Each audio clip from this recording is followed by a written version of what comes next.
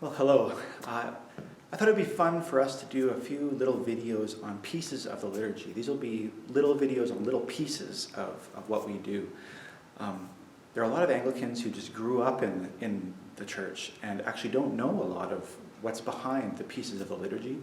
And there are new people sometimes who come and they become Anglicans. Like I didn't grow up as an Anglican, and it's very confusing sometimes to try to figure out what's going on.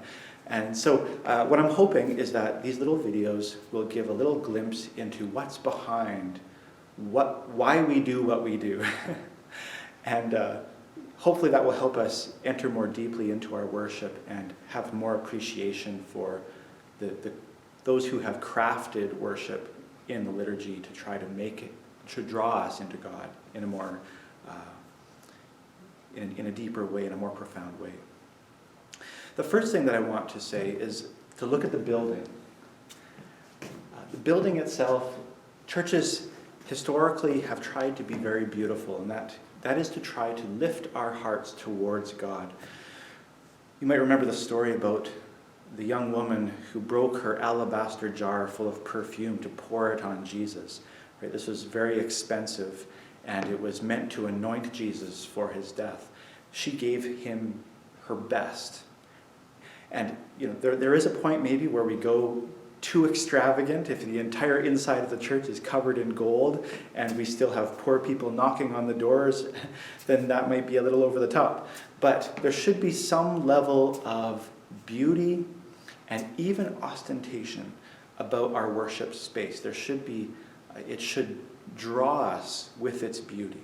And so we have stained glass windows, for example. We don't just have plywood floors, we make sure the floors look beautiful. And I think a good standard for churches to look at is to have at least the same quality as the average people in the pews. The way that you would expect your house to be treated should be the same level that the church should be treated. So if you're living in grass huts, then let the church be a grass hut. If you are living all in castles, let the church be like a castle. But the building is important symbolically. We surround ourselves with symbols. Our stained glass windows tell the story of the liturgical year, which is telling the story of Jesus. We have over here an Advent window that talks about the coming of Jesus. It's the beginning of the church year. We have the Christmas window, which celebrates Jesus' birth. We have the three wise men and the star, and that symbolizes Epiphany, the season of Epiphany. We have Jesus being baptized. We have Lent. We have Palm Sunday. We have Jesus being buried in the tomb, and then we have the resurrection, and then we have the ascension, and we have Pentecost. We have a Thanksgiving window. And of course, the Eucharist means Thanksgiving. So we surround ourselves. Even the building surrounds us with the story of Jesus to pick up our hearts with its beauty to draw us into Christ's story. Often churches have very high roofs. We don't have a high roof here because this building was not originally meant to be the church. It was meant to be the offices. But this church has done a wonderful job transforming the space to be the worship space. But often churches will have very high ceilings, and that's to draw your eyes and your heart up. And if you go to great Gothic cathedrals that have these stained glass windows that just go up, it seems forever, and the ceiling is just incredibly high, there's something that comes over you. There's an awe that comes over you that prepares you for worship in that space. And it's designed to pick your spirit up that way, to facilitate worship. So I think that's all I want to say today, but the building. Oh, I should also say that buildings are often also eastward facing.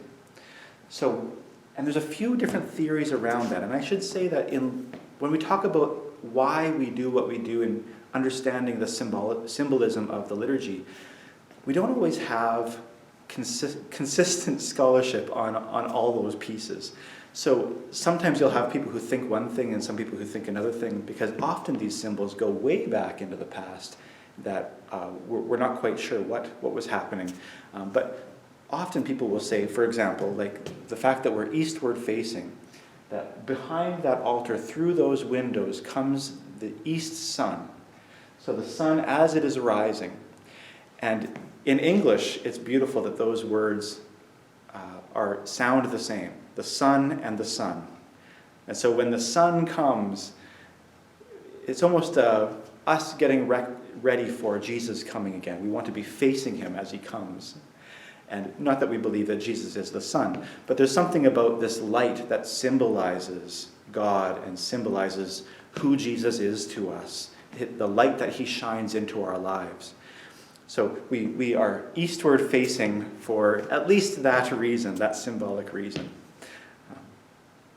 So I think I'll try to keep this short, and so look forward to more of these videos. I'm hoping to do one, maybe one a week, to try to get us a little further into the pieces of the church.